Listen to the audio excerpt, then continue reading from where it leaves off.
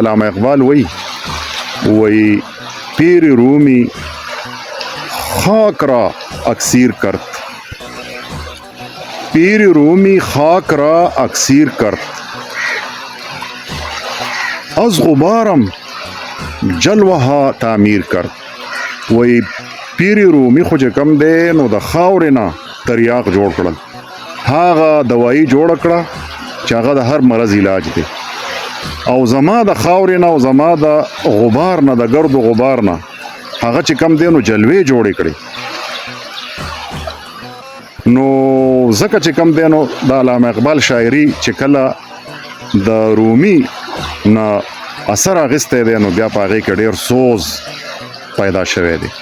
او علامه اقبال خو وایي که نه کله دی چې کم دی ریشنلیسټ سټډي کوي او کله چې کم دی د به رومي سټډي کوو په دې ابتدا کې نو دی وایي اسی کشمکش میں گزری میری زندگی کی راتیں، اسی کشمکش میں گزری میری زندگی کی راتیں، کبھی سوز و ساز رومی کبھی پیچ و تاب و رازی.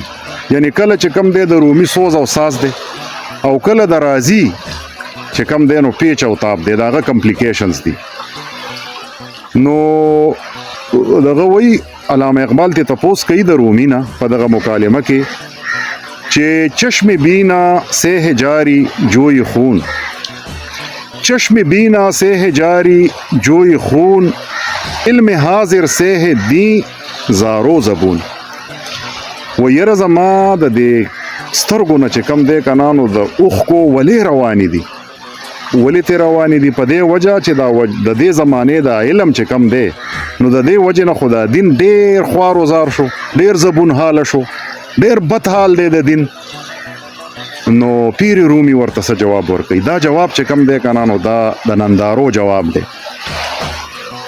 علم را برتن زنی مارے بود، دی ورله په فارسی کې جواب ورکوي چې علم را برتن زنی مارے بود او علم را بر دل زنی یارې بود. مطلب دا دی چې علم کله د دې وجود په لوښي کې واچي نو د دې نه به مار جوړیږي. مطلب څه چې کله د علم ته د دې بدن د دې تن د تن پرورۍ دپاره او د دې بدن د پرورش دپاره او د خېټې د مقصد پوره کولو دپاره ته علم کې نو د دې علم نه به مار جوړیږي. او بیا څه وایي علم را بر دل زنی یارې بود، او چې کله د زړه په لوښي کې دا علم واچي نو د دې نه به یار جوړیږي. نو مطلب هغه چې مار ته جوړیږي نو هغه به روحاني طور ته مکمل ختم کړي، لکه څنګه چې اوس زمونږ حال دی. لکه د مذهبي طبقې نه او د مسلمانانو د ټول امت مسلمه نه هغه روحانیت چې کم دی نو هغه مړ دی. روحانیت نومې څیز په نظر نه راځي. دا ټولې خبرې چې کم دی نو دا د دغې تن پرورۍ دپاره دي. او چې کله دا ته د زړه آبادولو دپاره د خپل زړه دغه دنیا آبادولو دپاره د زړه په دې لوښي کې ته دا علم واچې نو بیا به چې کم دی د ده نه یار جوړیږي. بیا دا ستا ملګری نو تا ته به چې کم دی رفعتونه میلاویږي، تا ته به بلندۍ درکوي، روحاني بلندۍ بدله درکوي، تا ته به سکون میلاویږي، تا ته به اطمینان میلاویږي. او مطلب دا ده چې تا ته به د تسخیر کائنات دا کم څه چې دي نو هغه به درته میلاویږي، ته به کائنات هم تسخیر کې.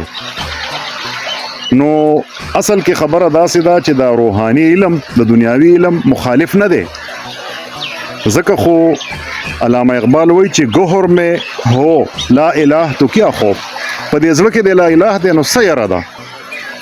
تعلیم ہو گو فرنگیانه، تعلیم د فرنګي تعلیمي کنه، لکه مطلب دا دی دغه خو تعالی دنیا جوړوي نو دا دنیا چې ته مقصد نه ګرځې او دا هم د خپل روحاني طاقت د زیاتولو دپاره ته په استعمال کې راولې. ته ساینسدانې ته داسې ایجاد وکړې چې هغې ته انسانیت ته خیر رسي نو دا خو نورم ښه خبره ده.